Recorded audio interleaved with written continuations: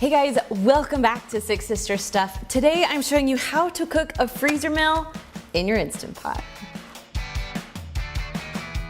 So my name is Kristen and I am the second sister from Six Sisters Stuff. Now, usually we used to share Instant Pot recipes on Monday, but if you've noticed, we are sharing all of our new Instant Pot recipes on Sunday. So if you're wondering where I've been, go on to Sunday. That's where you'll find me.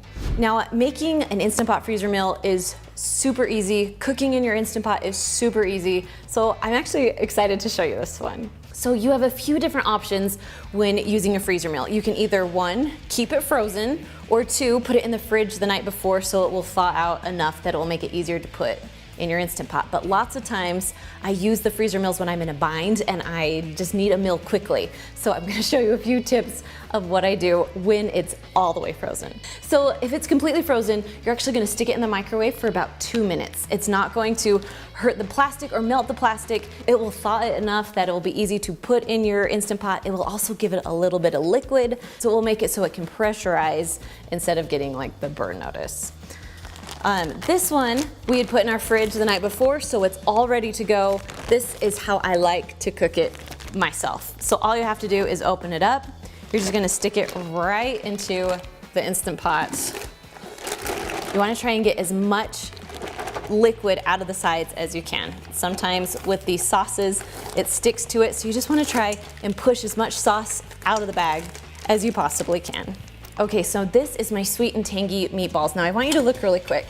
There is not a ton of liquid in there. So if you have a recipe that's like that has some sauce, but not necessarily a thin liquid, then you need to add about a half a cup to a cup of water and just dump it right inside.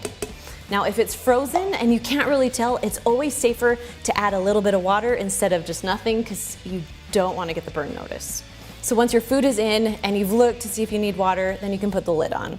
Now for this specific recipe, it cooks for about 7 minutes, but you have to think when you're doing freezer meals, I usually try and give the cooking time, but you have to think, you need to cook the meat. That's the most important thing. It's okay if the vegetables are in there a little bit longer, but you just need to make sure the meat is cooked. So if you have chicken, if it's thawed, I would cook it for about 20 minutes.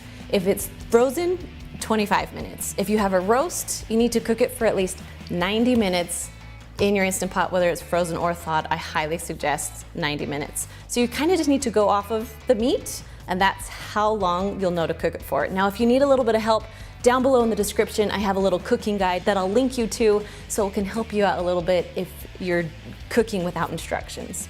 But for this recipe, all we have to do now is we're gonna push the pressure cook button. We're gonna go down to just 7 minutes, and we'll just let it cook from there. Now, if this is frozen, it will actually still just cook for the 7 minutes because it's already pre-cooked meatballs, so they're super easy. They'll cook for the same amount of time. Once it's all done cooking, we're gonna turn the little knob to venting just to let all the pressure out. Once all the pressure's out, go ahead and open the lid, and you can see all the meatballs. Now, the juice kind of goes to the bottom, which is expected. We're just gonna mix it all around.